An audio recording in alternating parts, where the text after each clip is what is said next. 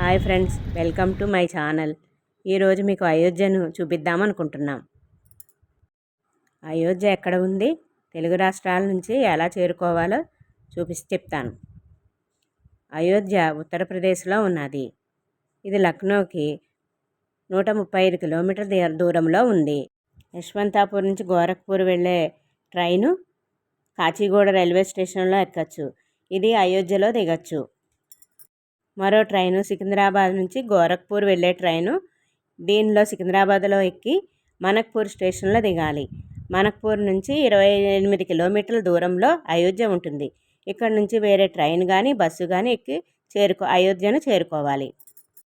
మరో ట్రైను కొచ్చివేలే నుంచి గోరఖ్పూర్ వెళ్ళే ట్రైన్. ఇది విజయవాడ, వరంగల్ మీదుగా వెళ్తుంది.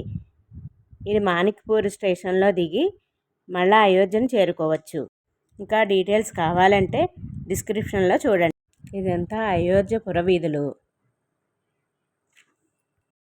అయోధ్య అంటే హిందువుల పుణ్యక్షేత్రమే కాదు, అయోధ్య అంటే భారతీయుల ఆధ్యాత్మికతకు ఆనవాలు. అయోధ్య అంటే భారతీయ విలువలకు, సాంప్రదాయాలకు యుగయుగాలుగా పుట్టినిల్లు. మానవ సంబంధానికి, కుటుంబ జీవన విధానానికి, గురు శిష్యుల బంధానికి, భార్యాభర్తల అనురాగానికి స్ఫూర్తిదాయకము అయోధ్య. తల్లిదండ్రుల ప్రేమానురాగాలకు, ఆప్యాయతలకు నెలవు. అయోధ్య అంటే వేల ఏళ్లగా ఆధ్యాత్మిక చిరునామా, మహోన్నత విలువలకు స్ఫూర్తిదాయకము. శ్రీరామచంద్రుడు జన్మించిన పుణ్యభూమి. అయోధ్య కోసల దేశ రాజధాని. అయోధ్య హిందువులకు మోక్షమును కలిగించే సప్తమోక్షవులలో ఒకటి. అథర్వణ వేదంలో స్వర్గధామమని పేర్కొన్నారు. మత్స్యపురాణం ప్రకారము ఈ భూమి మీద మొదటి వ్యక్తి మనువు. మనువు అర్థము మానవుడు అని వస్తుంది. అయోధ్యను మొదటిగా పాలించిన రాజు మనువు కుమారుడు ఇక్ష్వాక మహారాజు.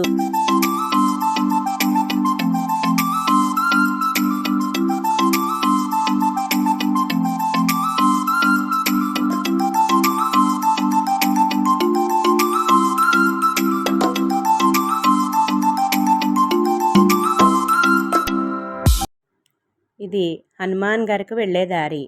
ఆంజనేయ స్వామి ఉంటారు ఇక్కడ. బాలరాముని దర్శించుకునే ముందు ఆంజనేయ స్వామిని దర్శించుకొని వెళ్ళాలి. ఇది అంతా చుట్టూ అంతా దారికి హనుమాన్ గుడికి వెళ్ళే దారి. చుట్టూ షాపులు, హోటల్స్ అవి ఉన్నాయి. ఏమైనా కావాలంటే తినడానికి కూడా ఉన్నాయి. నడుచుకుంటూ పై వరకు వెళ్ళాలి. పైకి వెళ్ళడానికి దారి కూడా ఉంది. ఈ ప్రక్కన ఉన్న ఒక గోపురము రాజద్వారు. దానిని సంవత్సరానికి 2 రోజులు మాత్రమే తెరిచి ఉంచుతారు. ఇదే హనుమాన్ గారికి వెళ్ళే దారి. బోర్డు ఉన్నది. లోపలికి వెళ్ళి పైకి వెళ్ళడానికి మెట్లు కూడా ఉన్నాయి. మొత్తం అంతా సెక్యూరిటీతో ఉన్నది. అయోధ్యలో ఎత్తైన ప్రదేశము. ఈ గుడి పైకి ఎక్కినాక అయోధ్య అంతా కనిపిస్తుంది.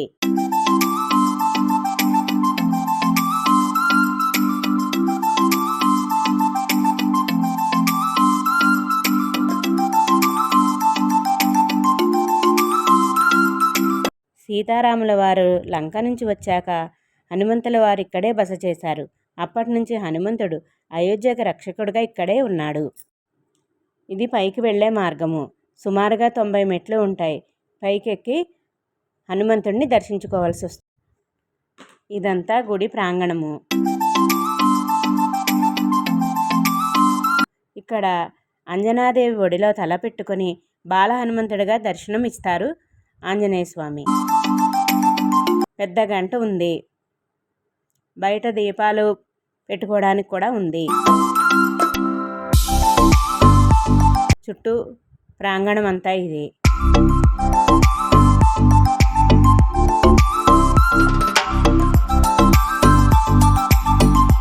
ఆంజనేయ స్వామిని దర్శించుకోండి.